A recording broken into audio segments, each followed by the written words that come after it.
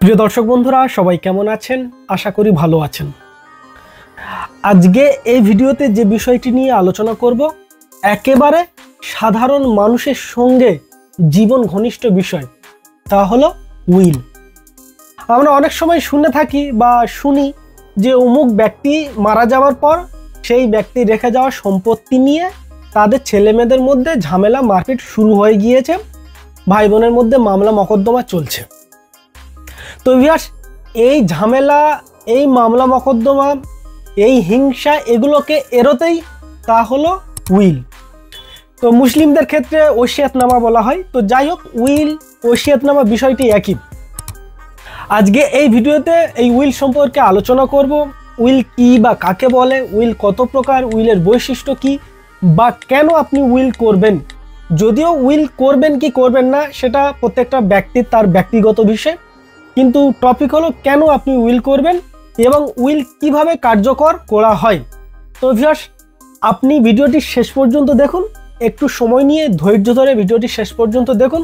আমি আশা করি অবশ্যই আপনি উপকৃত হবেন।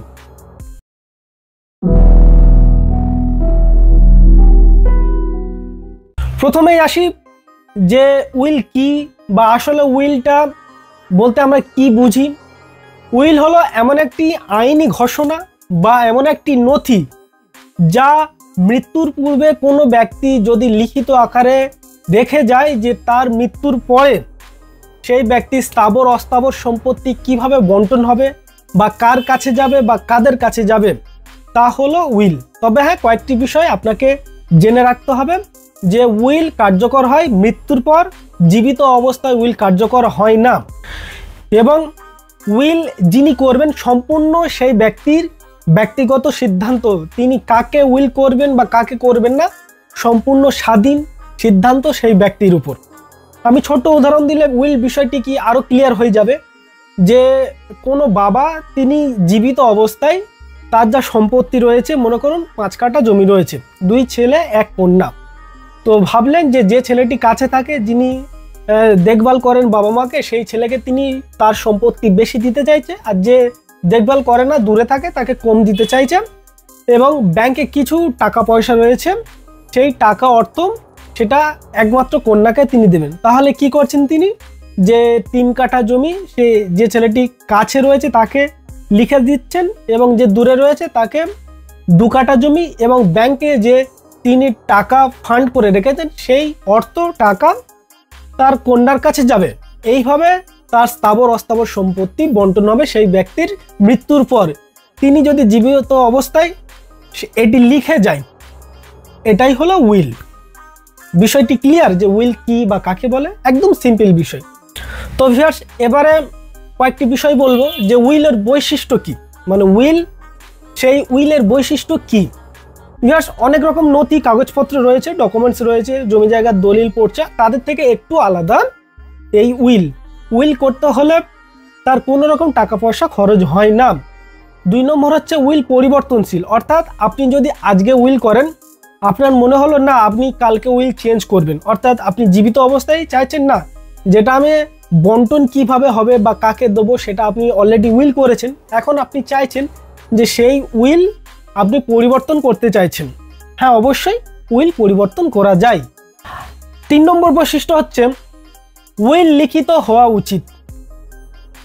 আপনি যে উইল করবেন সেই উইল লিখিত হওয়া উচিত। তবে হ্যাঁ, মৌখিক উইলও গ্রান্টেড হয়, সেটা সবার ক্ষেত্রে নয়, সেটা সেনাবাহিনীদের ক্ষেত্রে প্রিভিলেজ উইল বলা হয়। সেই উইল যদি একটা ছোট নোটেও লিখে রাখা হয়, সেটাও আইনে তা গ্রহণযোগ্যতা পায়। কিন্তু উইল গ্রহণযোগ্যতা 100% করতে হলে অবশ্যই আপনাকে লিখিত আকারে উইল করতে হবে। 4 নম্বর যে বৈশিষ্ট্য হলো যে উইল অবশ্যই 2 জন সাক্ষীর স্বাক্ষর অর্থাৎ সিগনেচার হতে হবে, তবে সেই উইল আসল বা অরিজিনাল বলে গ্রহণতা পাবে। উইলের 4 নম্বর বৈশিষ্ট্য হচ্ছে উইলের ভেরি ইম্পর্টেন্ট হলো যে সাক্ষীগণের স্বাক্ষর প্রয়োজন আছে, অর্থাৎ কমপক্ষে 2 জন সাক্ষীর স্বাক্ষর লাগবে উইল কার্যকর করতে হলে। তো ভিউয়ার্স, সেই জন্য আপনি যখন উইল করবেন অন্তত 2 জন সাক্ষীর সিগনেচার বা সাইন করে নেবেন।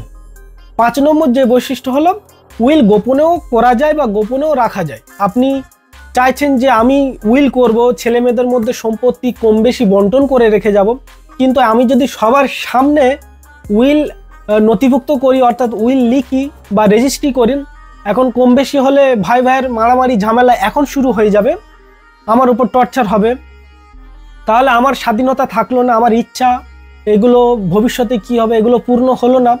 সেই জন্য আপনি চাইলে উইল গোপন করে রাখতে পারেন, দুইজন সাক্ষীর সাইন নিয়ে সেই উইল আপনি ব্যাংক লকারেও রেখে খুব সুরক্ষাভাবে রাখতে পারেন। এই হলো উইলের বৈশিষ্ট্য। 3 নম্বর পার্ট হলো যে উইল কত প্রকার এবং কি কি। উইল সাধারণত 2 প্রকার, একটা হচ্ছে সাধারণ উইল আর একটি হলো রেজিস্টার্ড উইল। সাধারণ উইল কি?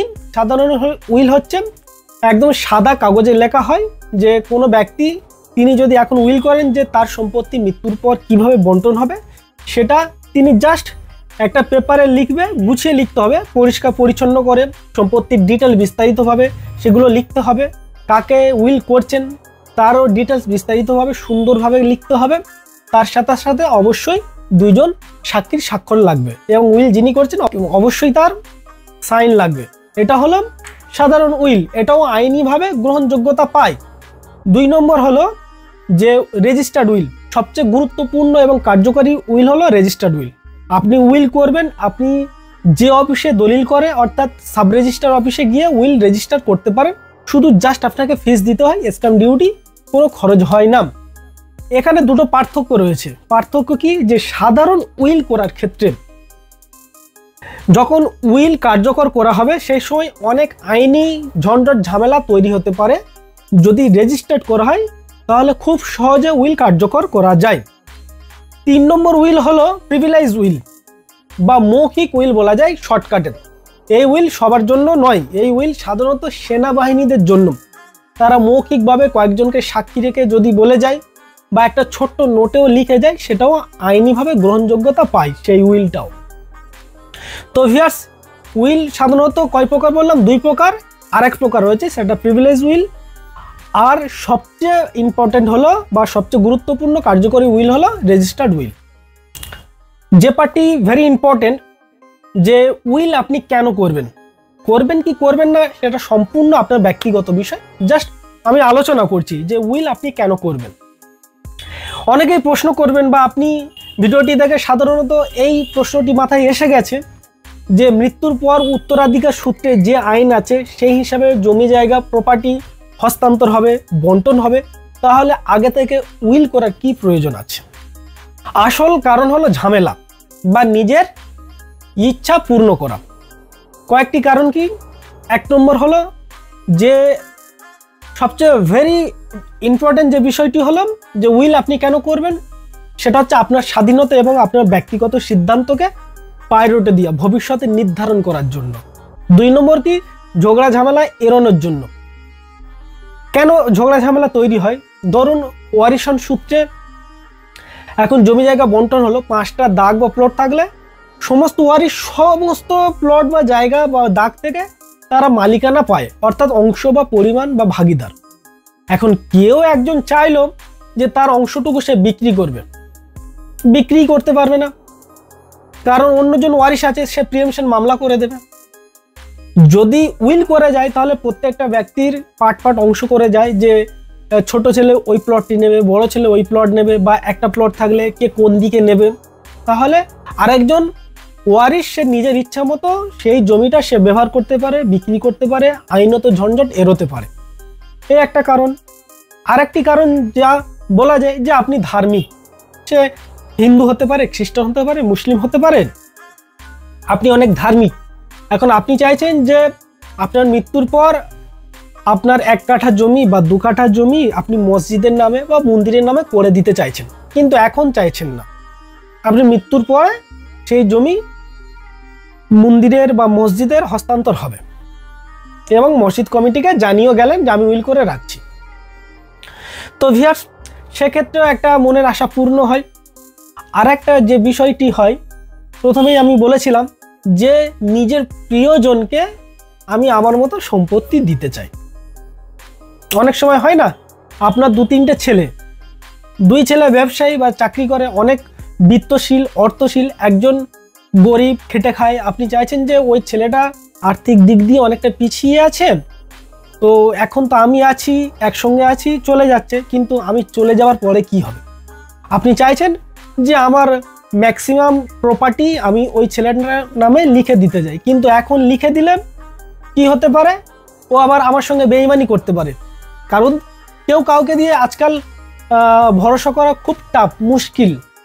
যে আজকে আপনি একটা ছেলেকে লিখে দিচ্ছেন, তার নামে যখন দলিল হয়ে যাচ্ছে, রেকর্ড হয়ে যাচ্ছে, সে আর আপনাকে দেখছে না, আপনার কাছাকাছি আসছে না, আপনার চিকিৎসা করাচ্ছে না, আপনার ভরণ-পোষণ করাচ্ছে না। হ্যাঁ, যদি উইল করে যান তাহলে যতদিন আপনি জীবিত থাকবে সে কিন্তু ওই সম্পত্তির মালিক না, আপনি মালিক। আপনার মৃত্যুর পরে তবেই সে উইল কার্যকর করতে পারবে, তবে সে ওই সম্পত্তির মালিক হতে পারবে। তো সেই জন্য এই একটা কারণ যে প্রিয়জনকে বেশি অংশ দেওয়ার জন্য, বেশি পরিমাণ জমি জায়গা দেওয়ার জন্য উইল করা, এটাও একটা কারণ হতে পারে। তো ভিউয়ার্স, উইল অনেকগুলো কারণে করা হয়, সে তার ব্যক্তিগত সিদ্ধান্ত, সেটা আলাদা টপিক। এবারে এই ভিডিওর একদম শেষ পর্যায়ে যে আলোচনাটি করব, যে উইল কিভাবে কার্যকর করা হয়। অর্থাৎ আপনার বাবা আপনার নামে উইল করে গেছেন, এবার সেই উইলটি আপনি আপনার নামে, অর্থাৎ আপনার নামে ওই প্রপার্টি কিভাবে ট্রান্সফার করবে। 4টে স্টেপ ফলো করলেন আপনি কমপ্লিটলি ওই প্রপার্টি, আপনার নামে যে উইল করা হয়েছে তা প্রপার্টি ট্রান্সফার হয়ে যাবে মালিকানাতে। প্রথম হলো যে আপনার নামে উইল করা হয়েছে, আপনার বাবা আপনার নামে উইল করেছেন, সেই উইল অরিজিনাল কিনা, আসল কিনা, সেটাকে প্রমাণ করতে হবে। তো প্রমাণ করতে হলে কোথায় যেতে হবে? অবশ্যই কোর্টে যেতে হবে, কোর্টে আপনাকে প্রমাণ করতে হবে। 2 নম্বর হচ্ছে কি? 2 নম্বর হচ্ছে প্রবেট সার্টিফিকেট। প্রবেট সার্টিফিকেট আপনাকে পেতে হবে, অর্থাৎ প্রবেট সার্টিফিকেট আপনাকে নিতে হবে। কোথা থেকে? কোর্ট থেকে। যখন আপনি কোর্টে প্রমাণ করতে পারলেন যে ওই উইল আসল অরিজিনাল আপনার নামেই করা হয়েছে বা আপনাদের কয়েকজনের নামেই করা হয়েছে, তখন কোর্ট আপনাদের নামে একটা প্রবেট সার্টিফিকেট ইস্যু করবে। প্রবেট সার্টিফিকেটটা অবশ্যই নিতে হবে। তবে হ্যাঁ, যদি রেজিস্টার্ড উইল হয় সেক্ষেত্রে প্রবেট ছাড়াও প্রপার্টি বা সম্পত্তি হস্তান্তর হবে, কিন্তু প্রবেট নেওয়াটা খুবই গুরুত্বপূর্ণ। 3 নম্বর যে স্টেপটি হলো সেটা হচ্ছে মিউটেশন। আপনি কোর্টে উইলটি মানে প্রমাণ করলেন যে উইলটি আসল। 2 নম্বর কোর্ট থেকে প্রবেটও নিলেন। 3 নম্বর এই কোর্টের অর্ডার প্রবেটগুলো নিয়ে আপনাকে মিউটেশন করতে হবে। কোথায়? বিএলআর অফিসে। এবার জমির পরিমাণ হিসাবে, জমির যদি পরিমাণ অনেক হয় তখন আবার এসডিএলআরও, এবার ক্যাটাগরি ভাগ থাকে, ডিস্ট্রিক্ট অফিসও আছে। তো যাই হোক, বিএলআর অফিসে আপনাকে মিউটেশন করতে হবে। 4 নম্বর হলো যে মিউটেশন করার আগেই অবশ্যই ওই জমি বা প্রপার্টির উপরে যদি কোনো রকম ডিউ থাকে, খাজনা, ট্যাক্স বা আপনার ইলেকট্রিক বিল বা পানীয় জলের বিল, এই সমস্ত কিছু যদি ডিউ থাকে সেগুলো অবশ্যই আপনাকে মেটাতে হবে বা পূরণ করতে হবে, তবেই আপনি মিউটেশন করতে পারবেন। আর যখন মিউটেশন হয়ে যাবে তার মানে ওই প্রপার্টি আপনার নামে হস্তান্তর হয়ে গেল। খুব সহজে এই 4টি স্টেপ ফলো করলে উইল কার্যকর হয়ে যাবে। তো ভিউয়ার্স, আজকের ভিডিওটি আপনাদের কাছে অনেক সময় নিয়ে নিলাম, যে কি কি আলোচনা করলাম, যে উইল কি বা কাকে বলা হয়, উইলের বৈশিষ্ট্য কি কি রয়েছে, উইল কত প্রকার, তারপরে আপনি কেন উইল করবেন, এরপরে যে উইল কিভাবে কার্যকর করা হয়। ভিডিওটি ভালো লাগলে অবশ্যই লাইক করবেন। যারা আমার এই চ্যানেলে নতুন, চ্যানেলটি সাবস্ক্রাইব করে রাখবেন। জমি জায়গা রিলেটেড আরও নতুন নতুন ভিডিও পেতে অবশ্যই বেল আইকনটি অন করতে ভুলবেন না। সবাই ভালো থাকবেন, সুস্থ থাকবেন, ধন্যবাদ।